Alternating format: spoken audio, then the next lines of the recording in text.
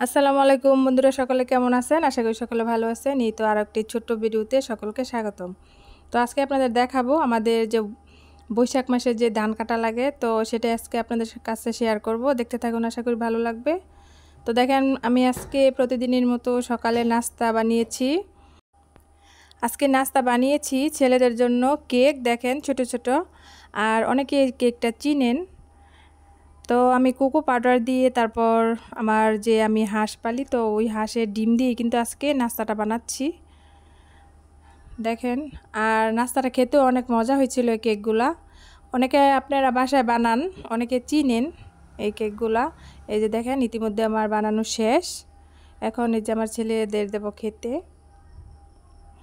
আর এদিক দিয়ে দেখুন, আমাদের যে আমরা যেই লোক নিয়েছিলাম ধান কাটার, দেখেন ওরা কিন্তু ধান কেটে এই যে বাসায় নিয়ে আসতেছে।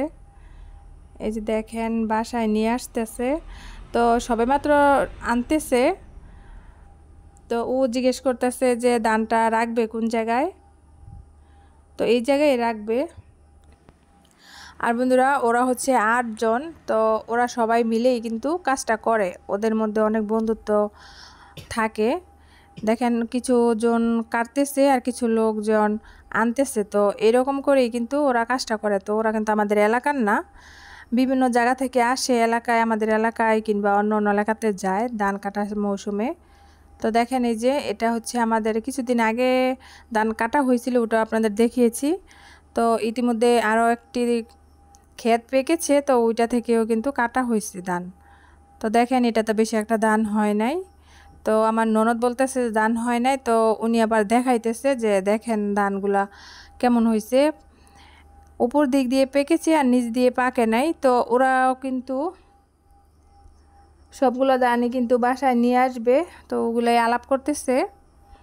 তো যে আপনাদের একটু দেখায়, দেখেন কেমন ধান হয়েছে। অনেকে ভাববেন যে কাঁচা, তো এই যে দেখেন এটাতে কম ধান হয়েছে, সেটা দেখে বোঝাই যায়, যেহেতু এটার ইগুলা একটু বেশি হয়েছে আর এটাতে পানি ছিল বিদায় কিন্তু ধানটা কম হয়েছে। আর ওদের জন্য রান্না বান্নাও করতে হবে, সেজন্য রান্নারও এই জায়গায় দেখেন রান্না বান্নারও আয়োজন চলতেছে।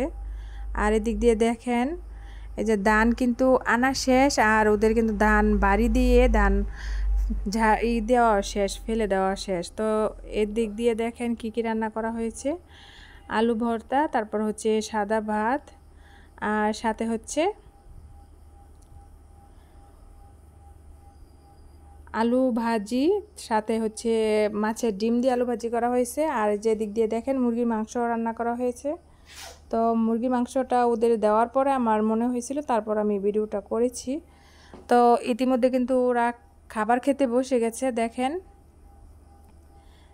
আমার ননদের হাজব্যান্ড আবার এই যে দিক দিয়ে দেখেন ভাত এনে দিচ্ছে। তো ওরা কিন্তু এই যে দেখেন সবাই কিন্তু দেখেন বন্ধুত্ব পরায়ণ থাকে। এই যে একজনে কিন্তু সবাইকে এই যে বেড়ে বেড়ে দিচ্ছে। তো এগুলো হচ্ছে মুরগির মাংস। তো এই যে মুরগির মাংস দিয়ে কিন্তু ওরা খাবারটা খাচ্ছে। ওরা টোটালে ছিল 8 জন, 8 জনই কিন্তু বসে খাচ্ছে। তো এইরকম কিন্তু অনেকের এলাকায় কিন্তু এমন মানুষ যায়, তোরও অত মানুষ। তারপর ওই এদের খাওয়া শেষ। দেখেন শুধু রান্না বান্নার কাজ করলে চলবে না, এদিক দিয়ে দেখেন ছাদে ধানও মিলেছে কিছু।